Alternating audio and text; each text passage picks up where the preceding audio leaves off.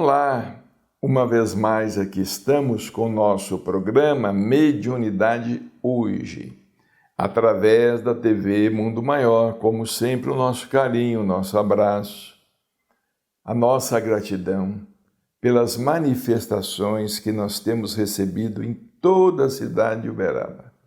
Onde a gente vai, o pessoal nos cumprimenta, fala do programa da TV Mundo Maior, da programação toda, não é?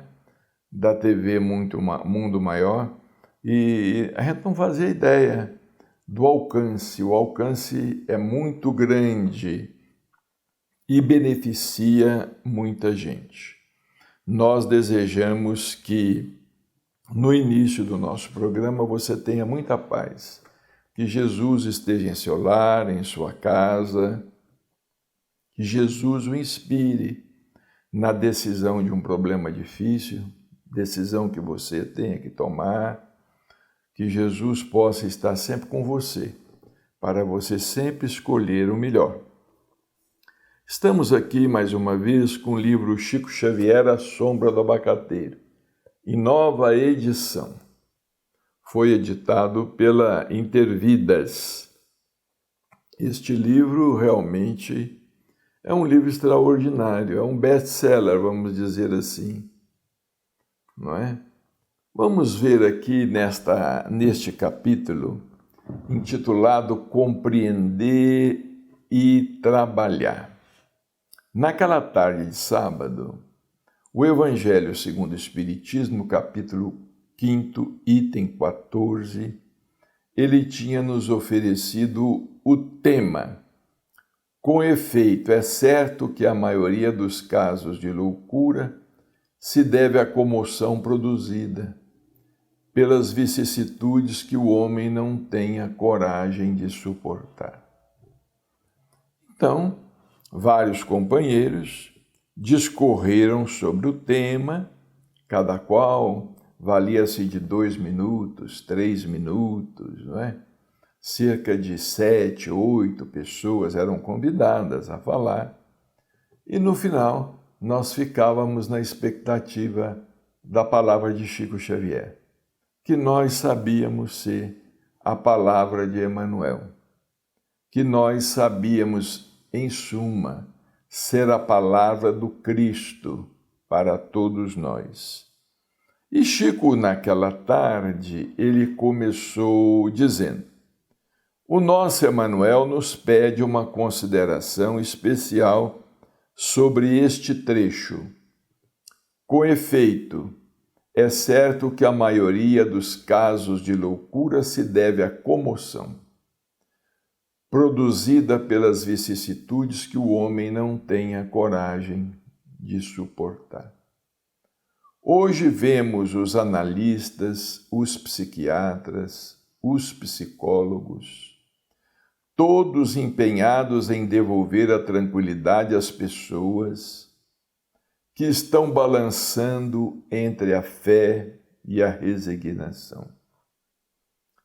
E cada vez mais nós percebemos as pessoas recorrendo aos psicólogos, aos analistas, aos psicanalistas. As vicissitudes que nos rodeiam, quando temos a coragem de suportá-las, analisemos este tópico. Vamos recorrer a uma singela imagem. Quando um colégio se abre, naturalmente que a diretoria espera alunos em quantidade. Se um fazendeiro adquire um determinado trecho de terra, vai cultivá-la, para que desenvolva. Se uma senhora abre uma loja, espera clientela. Nós, no Espiritismo, somos aquela parcela de cristão chamados a compreender e trabalhar. Nem sempre pensamos, nem sempre compreendemos, nem sempre trabalhamos. Nem sempre trabalhamos pela causa. Às vezes trabalhamos para engrandecer a nós mesmos. Às vezes trabalhamos com o interesse de destaque pessoal. Às vezes trabalhamos fazendo o chamado profissionalismo religioso. Às vezes não trabalhamos como quem está trabalhando por um ideal superior a todos os demais. E Chico continua: não temos qualquer coisa contra os companheiros nossos que acreditam de outro modo. Allan Kardec abriu-nos um caminho muito vasto. Não se sabe de mensagem alguma em que fôssemos chamados a mostrar santidade, mas existem numerosos convites à cooperação ao trabalho. Realmente, não há uma página espírita, nenhuma, assinada por encarnado ou por desencarnado. Não há uma página espírita que esteja nos exortando à santidade de hora para outra. Não temos o direito de queixar sobre as dificuldades para a execução dos nossos serviços. E nós sabemos que toda obra social, toda obra assistencial na casa espírita é tocada com muita dificuldade. É levada adiante com migalhas. Ainda bem quando ela é levada adiante com migalhas, porque nós sabemos de muitas casas onde o dinheiro às vezes é farto, onde sobra dinheiro, começa a desunião, o desentendimento.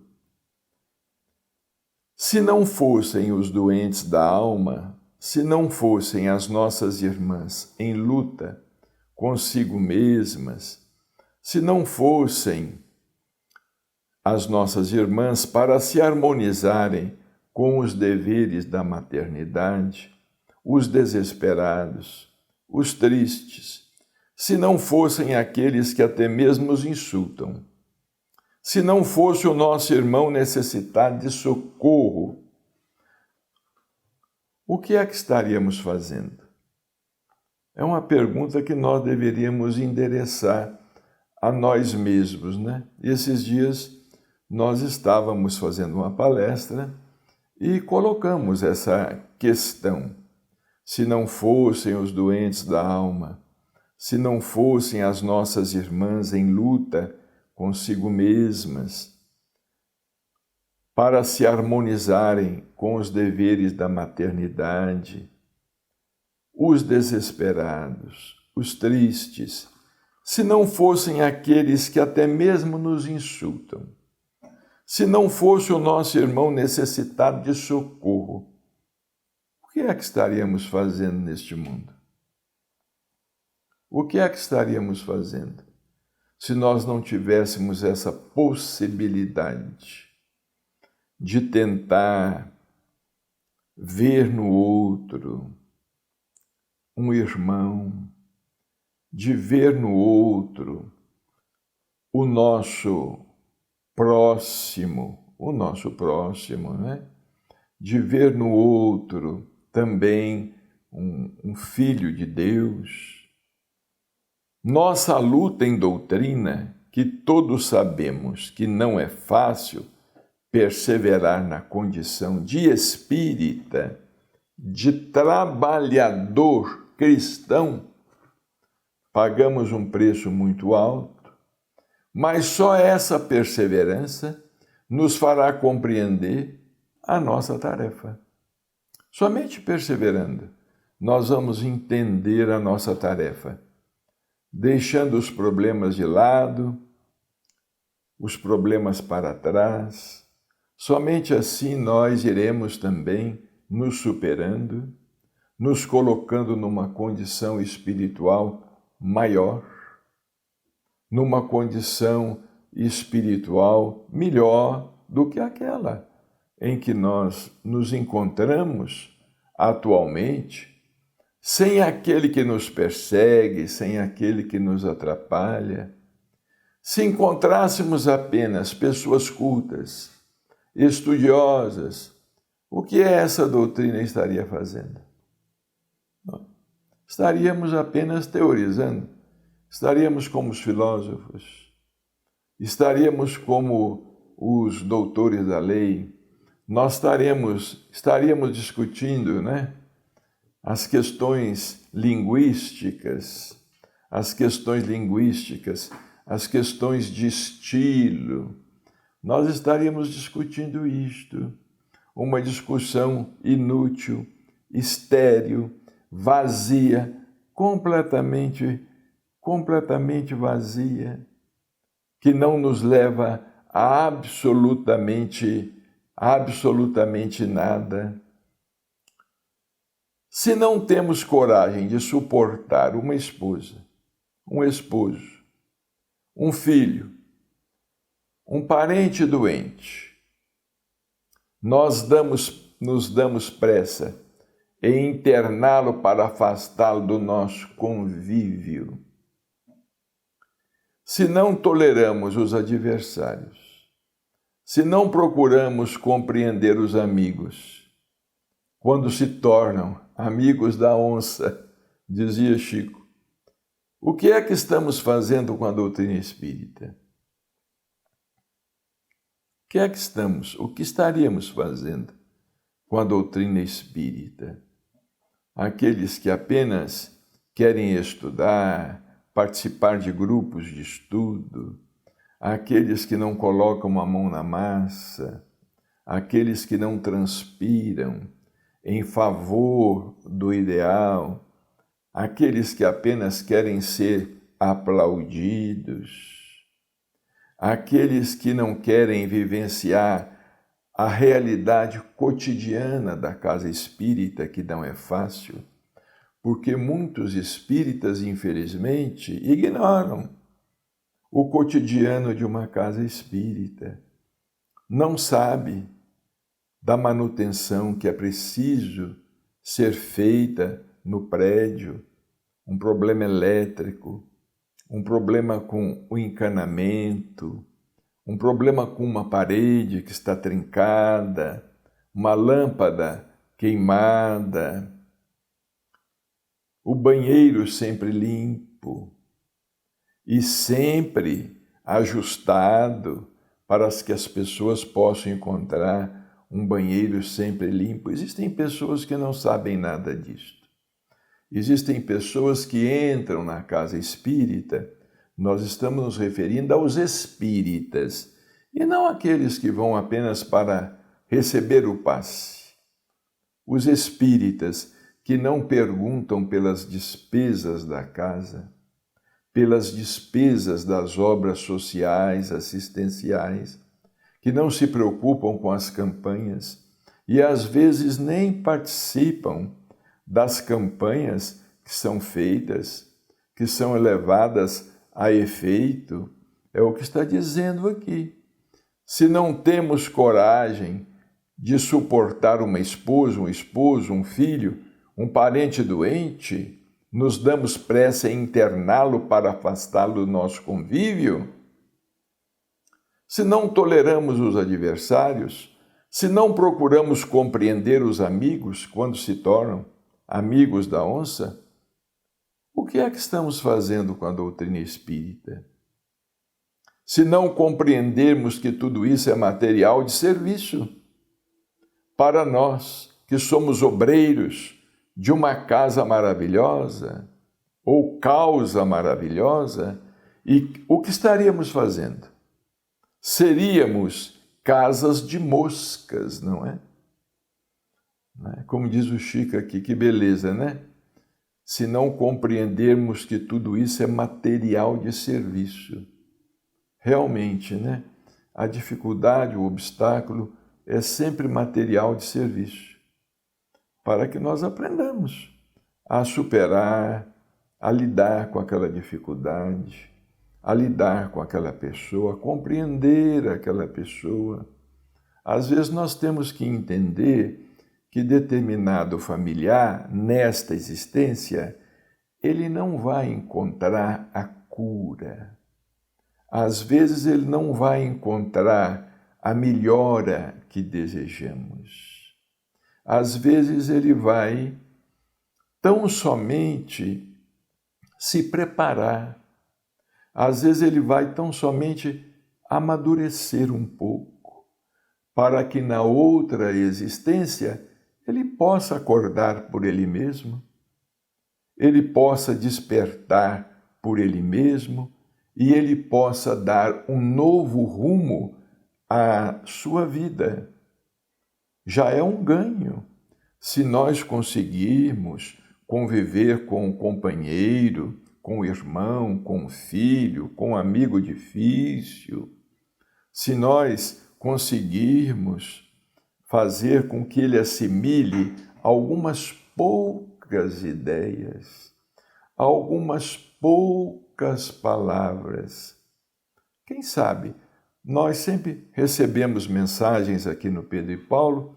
Na semana passada nós recebemos uma mensagem de um esposo para a esposa. Ela tolerou ele a vida inteira. E na mensagem ele diz que somente agora ele estava começando a acordar. Somente agora, do outro lado da vida, ele estava começando a dar alguma razão. As palavras dela, ela aguentou firme a vida inteira. Ela cuidou dele como se fosse não apenas o esposo, mas o filho doente, o filho mais problemático. O filho mais problemático. Esses dias nós estávamos vendo uma entrevista do cantor e compositor Zeca Pagodinho. Rimos muito. Ele estava sendo entrevistado pelo Jô Soares. O Jô já desencarnou faz tempo. O Jô perguntou para ele quantos filhos ele tinha.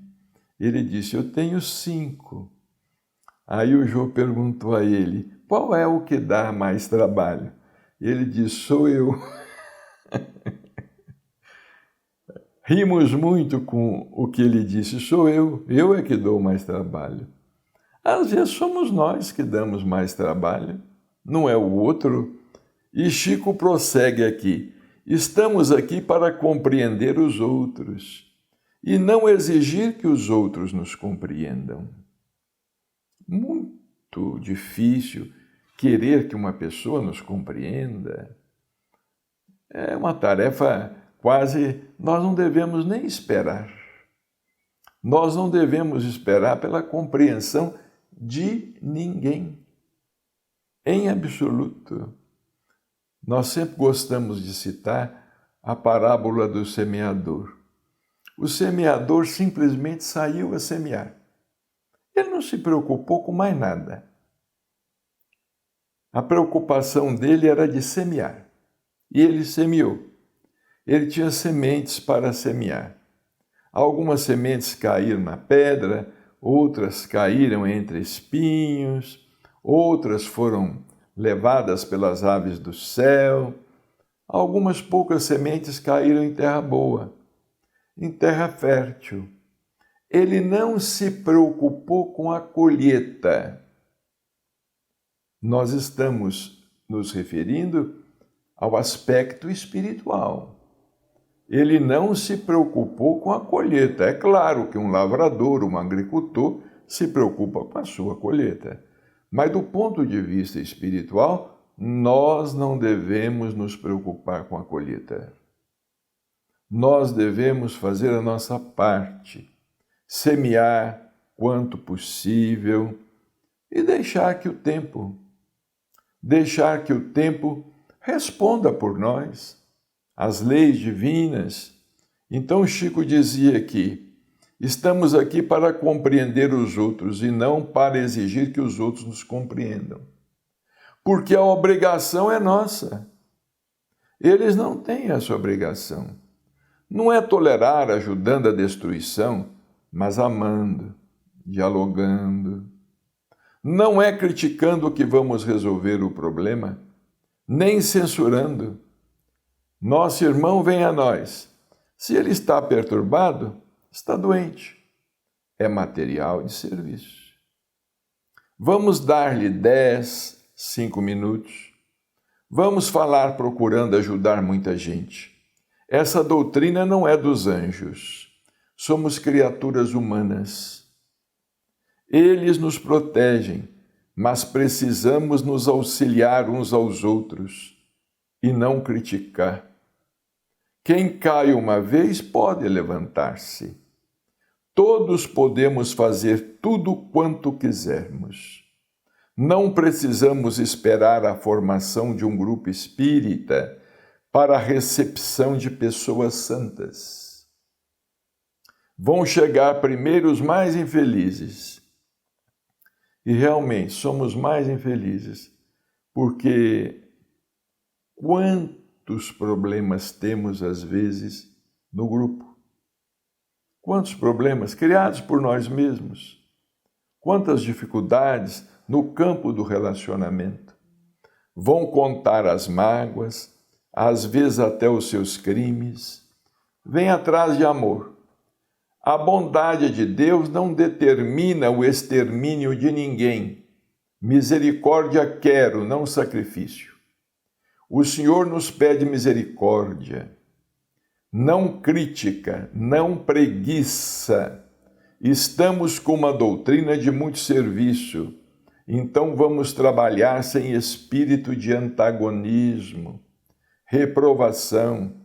Aquele que vem até nós é nosso irmão, nossa irmã.